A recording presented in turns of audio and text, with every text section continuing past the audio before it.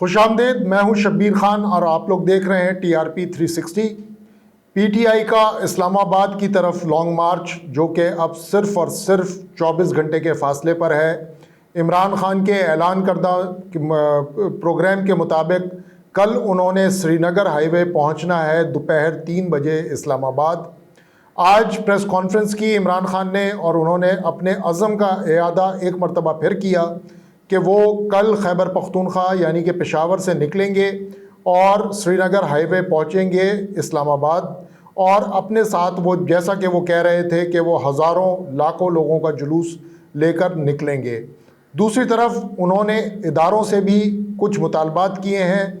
अदलिया से ख़ास तौर पे उन्होंने मुतालबा किया है कि जिस तरह का क्रैकडाउन PTI के कारकुनान और उनकी लीडरशिप के साथ इस्लामाबाद, रावलपिंडी और पंजाब में रवा रखा जा रहा है, उसका नोटिस लिया जाए और उसको रोकने का कोई सबब बनाया जाए। इसी तरह उन्होंने न्यूट्रल्स को आज अपनी प्रेस कॉन्फ्रेंस में 2 नहीं 3 मरतबा मुखातिब किया और उन्हें फिर एक मरतबा बताया कि आप न्यूट्रल नहीं रह सकते। और आखिर में जब उनकी प्रेस कॉन्फ्रेंस ख़त्म हुई तो उन्होंने कहा कि न्यूट्रल्स के लिए मेरा पैगाम ये है कि कल कौम आपके बारे में भी अपना एक मौक़िफ़ बना लेगी जब वो रिएक्शन देखेगी कि लॉन्ग मार्च के साथ क्या होता है। तो इमरान खान ने आज अपनी प्रेस कॉन्फ्रेंस के ज़रिए बहुत सारे हलकों को बहुत सारे पैगाम दिए हैं। अपने फॉलोवर्स को उन्होंने कहा है कि आप हर सूरत में निकलें, ज़्यादा से ज़्यादा क्या होगा कि आप जेल चले जाएंगे और ये जेल कितनी देर भर सकते हैं और कितने लोगों को जेल में भर सकते हैं। जबकि उन्होंने अपने बारे में ये कहा कि मुझे अपनी जान की परवाह नहीं, मैं मारा भी जाऊं लेकिन मैं इन लोगों से हाथ नहीं मिलाऊंगा, क्योंकि बकौल उनके वो सियासत नहीं कर रहे, वो इस वक्त जहाद कर रहे हैं और वो इनकलाब लाने के लिए निकले हैं। ये तो खैर कल का दिन बताएगा कि क्या होने जा रहा है और क्या नहीं हो रहा है। लेकिन गुज़श्ता रात से आज तक जो कुछ इस हुकूमत ने, जो कि इत्तेहादियों की हुकूमत है, और आज काबीना के इजलास के बाद जो फ़ैसला सुनाया राना सनाउल्लाह, कमर ज़मान कायरा और मौलाना असदुर्रहमान ने, उसके मुताबिक कि जी वो हर सूरत में इमरान खान के लॉन्ग मार्च को रोकेंगे। ये बात अब तकरीबन कन्फर्म हो गई है कि तसादुम तो होगा ही होगा। गुज़श्ता रात से जिस तरह से कार्रवाइयाँ पंजाब पुलिस ने और वफाकी पुलिस ने शुरू की हैं, वो ये बात बता रही हैं कि एक पैनिक सिचुएशन है हुकूमत की सफ़ों में। कहाँ 12 जमातें एक तरफ और इमरान खान की तहरीक-ए-इंसाफ दूसरी तरफ, लेकिन इमरान खान की तहरीक-ए-इंसाफ ने हौसले शल कर दिए हैं इस हुकूमत के। ये बात बिल्कुल वाज़ेह तौर पर नज़र आ रही है और ये बिल्कुल भी मुबालगा आ रही नहीं है। जिस तरह की कार्रवाई की जा रही है, जिस तरह ख़वातीन के घरों में जा कर के ज़दोकोब और हिरासा किया जा रहा है, सोशल मीडिया पे तस्वीर मौजूद हैं। यास्मीन राशिद के साथ क्या हुआ, एक मेजर साहब, उनकी बेटी और उनकी हम अहलिया के साथ क्या हुआ, इसी तरह डॉक्टर नासरा जावेद इकबाल, जो कि वलीद इकबाल की वालदा माजिदा हैं, साबिक जज हैं लाहौर हाई कोर्ट की, उनके साथ क्या हुआ। ये सारी निशानदेही ये है कि हुकूमत की सफ़ों में एक पैनिक है कि इस मामले को कैसे रोका जाएगा और कैसे नहीं रोका जाएगी। जो इत्तलात हमारे पास हैं वो ये हैं कि अगर फ़र्ज़ करें कि इमरान खान को अटक के पुल के ऊपर रोक भी लिया जाए, लेकिन इस्लामाबाद और रावलपिंडी से ही हज़ारों की तादाद में कल PTI के चाहने वाले निकल आएंगे। वो उनमें ख़वातीन भी होंगी, जवान भी होंगे, बूढ़े भी होंगे, बच्चे भी होंगे। अब राना सनाउल्लाह एंड कंपनी के लिए एक बहुत बड़ा चैलेंज होगा कि वफाकी दारुल हुकूमत के अपने रहने वाले जब निकल आएंगे सड़कों के ऊपर, तो उनके लिए वो कौन से कंटेनर लगाएंगे और उनको कैसे रोकेंगे, ये एक बहुत बड़ा चैलेंज होगा। साथ साथ ये भी बहुत बड़ा चैलेंज एक सामने आ गया है कि साबिक फ़ौजी अफसरान और साबिक फ़ौजी एहलकार बाज़ाब्ता खुले आम अपने स्टेटमेंट्स, 2 ऑर्गेनाइजेशंस उन्होंने स्टेटमेंट्स जारी कर दिए हैं और उसमें उनका मुतालबा है कि फ़ौरी तौर पर यह क्रैकडाउन रोका जाए और इंतखाबात की तारीख दी जाए। यानी कि फ़ौजी एहलकारों की, साबिक फ़ौजी एहलकारों की 2 अहम एसोसिएशंस जो हैं वो इमरान खान और तहरीक-ए-इंसाफ के मुतालबे की हमनवा बन गई हैं और वो फ़ौरी तौर पर इंतखाबात अनाउंस करने का कह रही हैं। मैं आपको आज जो 2 स्टेटमेंट्स उनकी तरफ से जारी हुए हैं वो मैं बता दूं।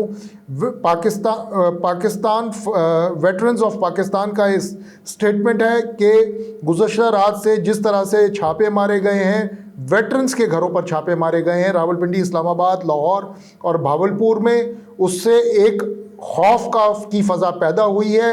और अगर यही सूरत हाल जारी रही तो फिर एक बड़ी उस तबाही का पेश खेमा होगी। इसीलिए फौरी तौर पर इंतखाबात करवा दिए जाएं। इसी तरह का एक statement Pakistan ex serviceman society का आया है। उनका कहना भी लगभग वही है और उनका मुतालबा भी यही है कि फौरी तौर पर इंतखाबात करवा दिए जाएं। तो ये शायद पाकिस्तान की तारीख़ में पहली मरतबा हो रहा है कि किसी एक सियासी जमात की सियासी तहरीक को हिमायत हासिल हुई है एक्स सर्विसमैन की तरफ से, जो कि एक बहुत बड़ा तबका है। और सबों को ये जहन नशीन रखना चाहिए कि चकवाल और झेलम से लेकर के इस्लामाबाद भरा पड़ा है एक्स सर्विसमैन लोगों से, पिंडी पूरा भरा पड़ा है एक्स सर्विसमैन की फैमिलीज से।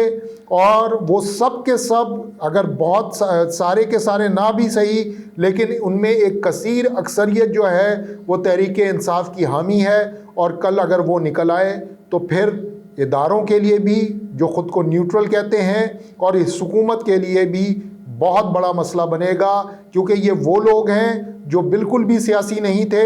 इन्हें ज़बरदस्ती इनके घरों पर रेड करने के बाद उनको ज़बरदस्ती का सियासी बना दिया गया है।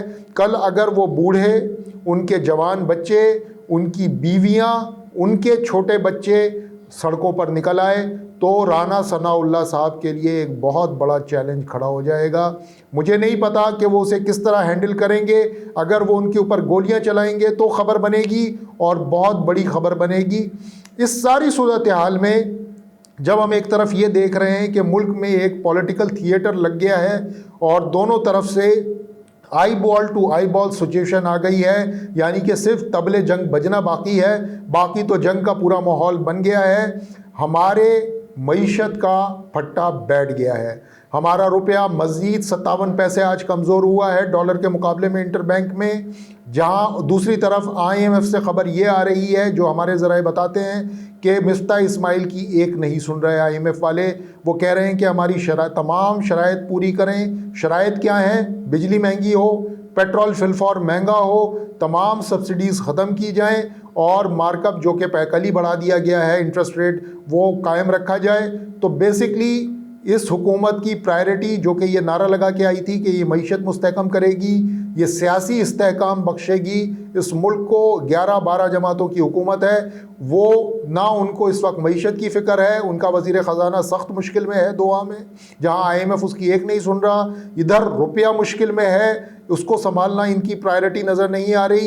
राना सनाउल्लाह साहब को अनलीश कर दिया गया है इस मुल्क के ऊपर, जो कि अपनी पुलिस के मदद से, गुल्लू भट्ट पुलिस की मदद से इस वक्त सिर्फ़ और सिर्फ एक काम कर रहे हैं, और वो ये कि PTI के रहनुमाओं और कारकुनों को किसी तरह से उनके घरों में या तो कैद कर दिया जाए या उन्हें गायब कर दिया जाए। अगर यही सिलसिला चलता रहा, जो कि इमरान खान ने आज कहा, जो कि बहुत हद तक ठीक है, वो ये कि अगर सिलसिला यही चलता रहा तो पाकिस्तान हफ्तों में श्रीलंका बन जाएगा, क्योंकि पाकिस्तान की कमज़ोर, बिल्कुल निकम्मी किस्म की मईशत इस वक्त ये पॉलिटिकल हैजान, ये सियासी हैजान किसी सूरत भी बर्दाश्त नहीं कर पाएगी।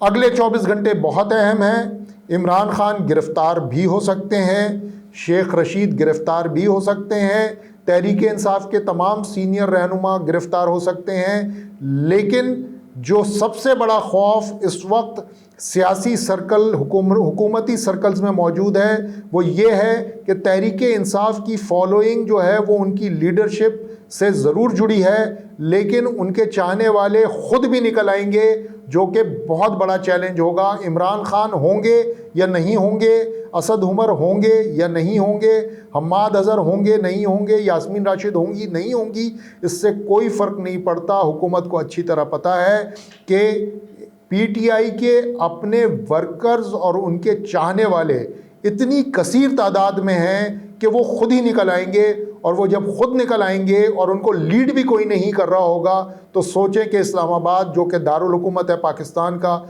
उसकी सड़कों पर कितना बड़ा केओस होगा। इसीलिए इमरान खान ने कहा, उन्होंने इदारों से अपील की है, उन्होंने अदलिया से अपील की है, उन्होंने न्यूट्रल से अपील की है कि श्रीलंका बनने से बचाएं। लगता यही है कि आइंदा 24 घंटे में फैसला होगा कि पाकिस्तान एक स्टेबल हुकूम रियासत रहेगा या वाकई श्रीलंका जैसे केओस और डिज़ास्टर की तरफ जाएगा। कल फिर मुलाकात होगी इन खबरों के साथ कि इस्लामाबाद की सड़कों पर क्या हो रहा है। कल तक के लिए इजाज़त।